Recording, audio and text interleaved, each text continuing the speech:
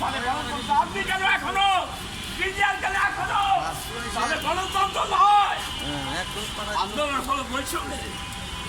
গণতন্ত্র ওই ছবি ব্যাগ দিচ্ছে, কেনাকাটা দিচ্ছে, মুহূর্তের মধ্যে কোটি টাকা বলছে, চাকরি নিচ্ছে, শহরে অনেক অনেক জায়গা দখল করছে, আর দেশের বিভিন্ন জায়গায় ধনীরা জলাবিল খাল দখল করছে। যে ধনীকে মুক্ত করার জন্য আন্দোলন, আত্মহত্যা দিল, মানুষ মরলো, জ্বললো, পড়লো, অফিস হারিয়ে গেল, জ্বলে গেল, পড়ে গেল। তারপরেও কি বৈষম্য থাকবে? ওই গরিবের শাসন হবে না, গরিব মুক্ত হবে না। তাহলে কিসের ভোট? ৫৪ বছরের ভোট, কিসের ভোট? রাষ্ট্রীয় টাকা দান করার জন্য কি ক্ষমতা? রাষ্ট্রীয় টাকা দান করার জন্য কি ক্ষমতা? ভাবছি না ব্যাংকের টাকা দেয়, মুক্তিযোদ্ধার টাকা দেয়। আমরা বলেছি ভিক্ষার টাকাও দিব না। একটা দেশকে ধ্বংস করতে হলে বসে থাকা লোককে টাকা দিতে হয়। এদেশে তাই তো, আমরা ধনী নয়, ১ টাকা আছে দিব। এই চীন দিতে পারে, ভারত দিতে পারে, আমরা পারি না। আপনারা কোথায় বললেন? জলা গ্রাম গঞ্জের শহর সর্ব জায়গায় আছো, জেলখানা ভরা। ওই হসপিটালে দালালি করছে, পুলিশ ধরে জেল ভরাচ্ছে, আমাদের বসে লোককে খাওয়াতে হচ্ছে। একটা দেশকে ধ্বংস কিভাবে করতে হয়? বসে থাকা লোককে খাওয়ানো হবে না। জেলখানা বলছি খালাস কর, আমরা বলছি কাল দে হসপিটাল খালাস হবে।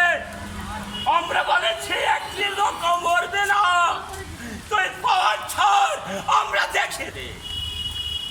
৫৪ বছর বলেছি, মজিবর গেছে, মজিবর গেছে, জিয়া গেছে, টিএসসির মোড়, আমি বৃষ্টির মধ্যে আমি দেখতে পাচ্ছি, মনে হয় এই বয়স্ক ব্যক্তিটা একজন টোকাই। সে এই টিএসসি ঢুকে তার এই বক্তব্য দিতে দিতে এখানে আসলো। এই বৃষ্টির মধ্যে আমি এটাই ধারণ করলাম এবং সেটাই আমি দেখানোর চেষ্টা করলাম।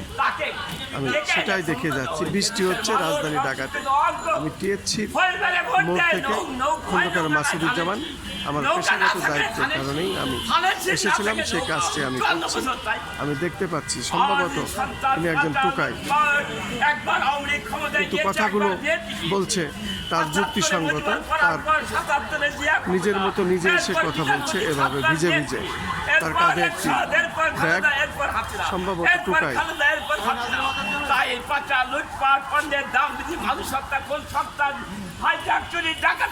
শুধু আওয়ামী লীগ দায়ী নয়, আমাদেরকে বুঝতে হবে।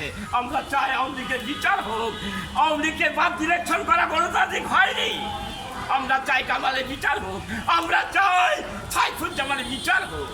তার অর্থ এই নয় গণতান্ত্রিক সিস্টেম উঠে যাবে, তাহলে পুরো উঠে যাক, সমাজতন্ত্র কায়েম হোক, সমস্ত মানুষকে আমরা কন্ট্রোলে আনি, শিয়ালের মতো গলায় রশি বেঁধে খাওয়াবো, কাজ করাবো। All under control. আমরা পারি না কন্ট্রোল করতে, যে যার মতো চলে। আমরা পারি না থেকে নির্দেশ দিতে, যে যার যেমন চলে। এভাবে বিশৃঙ্খলা একটা টোকায়ের গোষ্ঠী, আরেকটা কৃষকের গোষ্ঠী, আরেকটা সাধারণ মানুষের গোষ্ঠী, আরেকটা সরকারি গোষ্ঠী, এক একজন এক একভাবে চলে। কিভাবে আমরা দেশকে কন্ট্রোল করবো? আমরা বলছি সরব, ভোট হবে না, আমরা সমাজতন্ত্র দিব।